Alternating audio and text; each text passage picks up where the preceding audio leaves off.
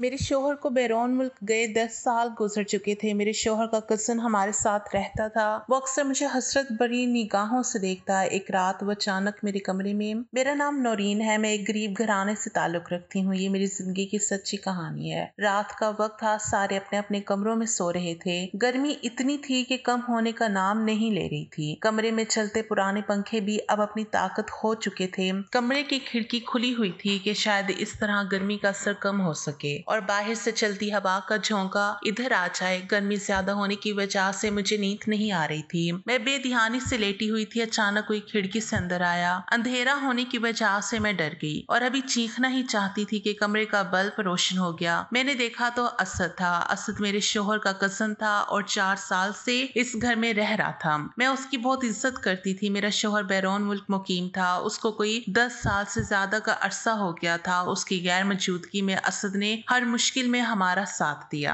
आज पता नहीं क्यों वो इस तरह आया था। असद ने पहले कमरे का दरवाजा बंद किया और कहा कि वो बात करना चाहता है। उसने सरगोशी के अंदाज में बोलते हुए ये सब कहा, मैं तुम्हारा हर तरह से ख्याल रखूंगा, तुम मुझसे शादी कर लो। तुम कब तक शोहर के आने का इंतजार करोगी? 10 साल होने को आए हैं, ना उसकी कोई खबर आई ना वो खुद आया। अगर शोहर इतना लंबा अरसा ना आए तो इस्लाम में भी शादी की इजाजत है। मैंने खुद मौलवी साहब से पूछा है। उधर ऐन उसी वक्त मेरी सास को गर्मी की वजह से जब प्यास लगी तो वो पानी पीने के लिए उठी। जब उसने नौरीन के कमरे का दरवाजा बंद देखा तो उसे तशवीश हुई और नौरीन के कमरे की तरफ बढ़ी, लेकिन जैसे ही अंदर से आवाज आती सुनी तो वो रुक गई। उसने दरवाजे के साथ कान लगाए। दूसरी तरफ असद मुझे अपनी मोहब्बत के दावों का यकीन दिला रहा था। मेरी सास ये सुनकर हैरान रह गई। उसने गुस्से से दरवाजा खोला और धाड़ती हुई कमरे में दाखिल हो गई। ये तो भला हो असद का, वो अपने सारे दावे मुझसे फासले पर कहकर दुहरा रहा था। मेरी सास ने अंदर आके सबसे पहले असद को धक्का देकर ये कहते हुए बाहर निकाला कि खबीस शख्स, जिस थाली में खाया उसी में छेद कर रहे हो। मैं तुम्हें क्या समझती थी और तू क्या निकला? तूने मेरी बहू को भी नहीं छोड़ा। मेरा बेटा बाहर कमाने क्या गया, तुमने उसकी गैर मौजूदगी में पीछे दिल लगी शुरू कर दी। इस बार उसकी तोपों का रुख मेरी तरफ था। मैं भी कहूँ क्यों बाल सवार के उसके आगे पीछे फिरती हो। वो मुझे भी खूब गालियां और ताने देते हुए वहां से चली गई। असद को घर से निकाल कर मेरी सास ने बाहर का दरवाजा बंद कर दिया और मैं चुपचाप अपने कमरे में बैठी अपनी किस्मत को कोसती रही कि आखिर मेरा कसूर क्या था। सारा दिन जानवर की तरह काम करो और फिर बातें भी सुनो। मैं अपने बिस्तर पर लेटकर चुपचाप आंसू बहाती रही। मैं गिला करती भी तो किससे? मेरा ना तो कोई आगे था ना ही पीछे। मैं सोचती काश मैं भी अपने माँ बाप के साथ उसी हादसे में मर गई होती जिसमें वो मुझसे छीन गए थे। कम अज कम मुझे इस तरह की जिंदगी तो ना गुजारनी पड़ती। मेरा शौहर इकलौता बेटा था। उसकी सिर्फ एक ही बहन थी और उसकी मंगनी हो चुकी थी। कुछ साल बाद उसकी शादी थी।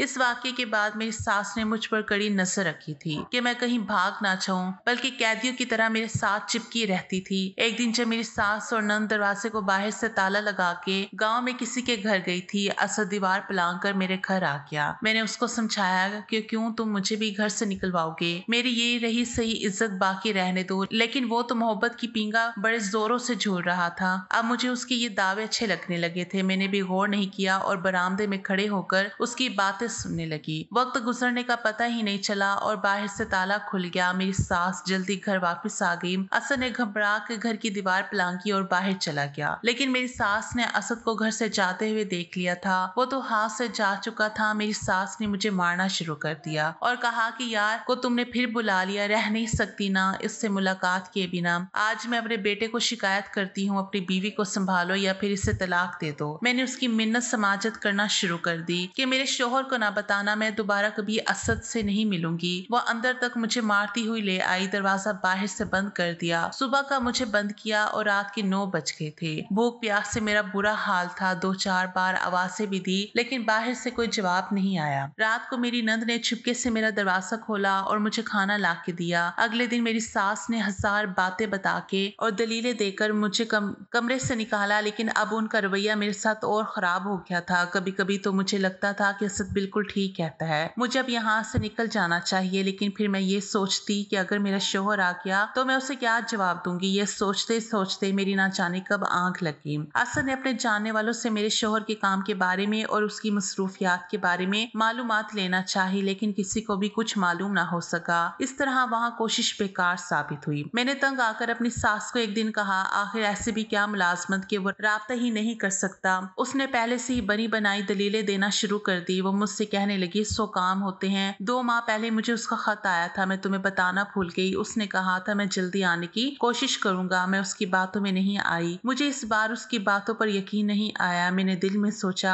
मैं अपनी मर्जी से जी कर दिखाऊंगी। काफी दिन से सोच विचार के बाद मैंने असद के साथ भागने का मंसूबा बना लिया। कपास पक चुकी थी, उसके फूल तोड़ने का वक्त आ गया था। हर साल मैं और मेरी नंद इस काम के लिए खेतों में जाते। इस साल मैं और मेरी नंद खेतों में जाना शुरू हो गई, लेकिन इस बार मैं भागने के सारे इम्कानात तैयार कर रही थी। हालांकि मुझे भागना तो असद के साथ था, लेकिन मैं अपने तौर पर सब रास्तों पर नजर रख रही थी। मैं सारे रास्ते देखती रही कि मैं भागकर कहां से निकलूंगी। अभी मैं ये मंसूबा बना ही रही थी कि नहर के बंद टूटने से सैलाब का खतरा सरों पर मंडलाने लगा। मुझे अपने सारे ख्वाब चकनाचूर होते नजर आने लगे। जब अम्मा ने कहा अपना जरूरी सामान समेट लो, हम कल ही यहाँ से निकल जाएंगे और मेरी दूर की खाला के गांव में जाके रहेंगे। जब तक खतरा टल नहीं जाता मैं क्या करती। मैंने टूटे हुए दिल के साथ सामान समेटना शुरू कर दिया। अगले ही दिन सुबह हम बस में सवार हो गए। जैसे ही हम बस से उतरे तो मेरी नजर एक शख्स पर पड़ी। लम्हे भर को मेरी नजरों ने यकीन नहीं किया वो मुझे अपना खामद लगा था। मैं अपनी सास और नंद को बताने के लिए जैसे ही मुड़ी वो शख्स वहां से जा चुका था। मैंने अपनी सास को बताया कि मैंने अपने शोहर को देखा है।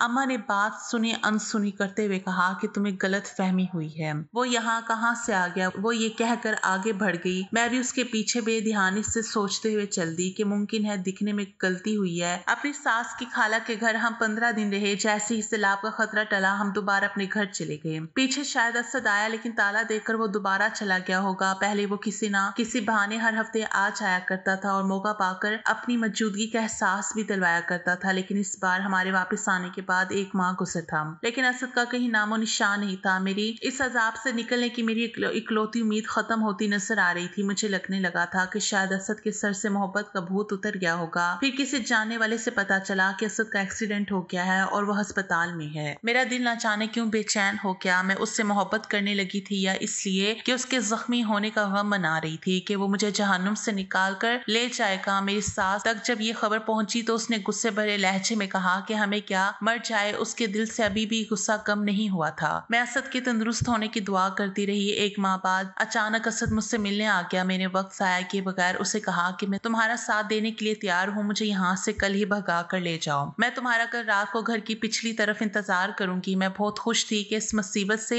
हमेशा के लिए मेरी जान छूट जाएगी। मैं शाम को ही तैयार हो गई थी। रात को मैं अपनी सास के सोने का इंतजार करने लगी और बार बार जाकर कमरे से बाहर देखती कि कहीं कोई जाग तो नहीं रहा। जैसे ही 1 बजे मैंने बक्सा उठाया और बाहर की तरफ बढ़ी, लेकिन जैसे ही मैं दरवाजे में पहुंची पीछे से अम्मा ने मुझे बाजू से पकड़ा और घसीटती हुई मुझे कमरे में ले आई। मुझे जूते मारने लगी और कहने लगी, खबीस औरत, तू भाग रही थी अपने आशिक के साथ, तू बाज नहीं आएगी। मैं सुबह ही अपने बेटे को खत लिखती हूँ। गालियां देती, जूते मारती वो कमरे में बंद कर गई। अपने मंसूबे खाक में मिलते देखकर मैं बहुत अफसोदा थी। मुझे पता था कि असद अब मेरा इंतजार करके जा चुका होगा। उस रात नींद मुझ पर हराम थी। जैसे ही रात के 2 बजे मेरे कमरे का दरवाजा बाहर से किसी ने खोला तो मैं ये देखकर हैरान रह गई कि मेरी नंद ने चुपके से दरवाजा खोलकर अंदर आई है। उसने जो राज उस रात फाश किया मेरे लिए किसी क़यामत से कम ना था। उसने बताया कि तुम्हारा शोहर तो कुछ महीने पहले ही फौत हो चुका था। किसी का बैरून मुल्क से खत आया था और अम्मा ने वो छुपा कर रखा और किसी को उस खत के बारे में कुछ नहीं बताया। और इसलिए नहीं बताया कि कहीं तुम घर छोड़कर चली ना जाओ, क्योंकि मेरी तो शादी हो जानी थी, तो बाद में घर के काम कौन करता। अम्मा से तो अब काम नहीं होते थे। मेरे खुद 2 दिन पहले ये खत पढ़ा, लेकिन मेरी समझ में कुछ नहीं आया। मुझे बहुत पहले ये अंदाजा था कि शायद असद तुमसे शादी करना चाहता है। मैंने तुमसे बात करने का सोचा भी था, लेकिन मैंने फिर ये सोचा कि तुम क्या समझोगी कि मैं अपने भाई की बीवी को ही शादी करने का कह रही हूँ। लेकिन आज के वाकये के बाद लग रहा है कि यही बेहतर है। मैं तुम्हारी इस जहन्नुम से निकलने में मदद करूंगी। असद दीवार पलांग के अंदर आ गया था। मैंने असद को बाहर रोक कर रखा था और अम्मा के सोने का इंतजार कर रही थी। वो ये कहते हुए मुझसे लिपट गई, बाजी जल्दी निकल जाओ यहाँ से। मेरी नंद ने मेरा दुपट्टा और जूता मुझसे लिया और दोनों चीजें पिछली नहर किनारे फेंक दी और मुझे असद के साथ हमेशा के लिए भेज दिया। मुझ तक तो बाद में उड़ती उड़ती खबर पहुंची कि जब अगले रोज मेरी सास को पता लगा कि मैं भाग गई तो वो सीना पीटती मचाती घर के दरवाजे से बाहर आ गई और चीखने लगी कि कमबख्त भाग गई। तभी मेरी नंद ने अपने ही हाथों से नहर किनारे फेंका हुआ मेरा दुपट्टा और जूता अपनी माँ को दिखाते हुए कहा, अम्मा मुझे लगता है इसने खुदकुशी कर ली। वो अब पछतावे में वहीं बैठ कर रोने लगी कि काश मैं उसे ना मारती और ना उसे कमरे में कैद करती। मैं उसे प्यार से समझा देती, शायद वो मेरी बात समझ लेती। मेरी नंद ने सास को हौसला दिया और कहा, अम्मा अल्लाह को जो मंजूर था, मेरे मरने का अफसोस कहाँ होना था। उससे तो दरअसल अफसोस था कि एक नौकरानी हाथ से निकल गई। मैं अपनी नंद की बहुत एहसानमंद थी। वो ना बताती तो मुझे आज तक पता ही नहीं चलता कि मेरा शौहर मर गया है। मेरी नई जिंदगी का आगाज हो चुका था, लेकिन बिना निकाह के असद को भी मैं अपने पास नहीं आने देती थी। असद ने 2-4 बार ढके छुपे अल्फाज में इजहार भी किया कि मुझे लग रहा है कि तुमने मेरा इस्तेमाल किया, लेकिन मैंने मोहब्बत से 2-4 बातें करके उसे चुप करवा देती। एक रोज मैं किसी काम से बाहर निकली, जैसे ही तांगे में हम बैठे उस अगले स्टॉप से और शख्स सवार हुआ, जिसे देखते ही असद हैरानी से जोर से चिल्लाया, अली? तो जी हाँ, वो कोई और नहीं, मेरा शौहर अली ही था, जिसे एक बार पहले भी मैं देख चुकी थी। उसने मेरी तरफ गैर जज्बाती अंदाज में देखा और मुख्तसर लहजे में इतराफ जुर्म करते हुए कहा, जहाँ मुझे शादी करनी थी वहाँ अम्मा रासी ना थी। उसने जबरदस्ती मेरी इससे शादी कर दी थी। मैं अपनी मोहब्बत को छोड़ नहीं सकता था। मैं सारी जिंदगी परदेश में जानवरों की तरह काम करना चाहता था, तो मैंने ये सारा ड्रामा रचाया। अब हम अगली सारी बात जान के उसने ये फैसला कर लिया था कि गाँव वापिस चला जाएगा, साथ अपनी बीवी को भी ले जाएगा। उसी रोज उसने मुझे बाकायदा तलाक दे दी और असद के साथ निकाह में गवाह बन के मेरे साथ बैठ गया। इस वाक्य को महीने बीत चुके हैं और मैं अब असद के साथ अपनी हंसी खुशी जिंदगी गुजार रही हूँ।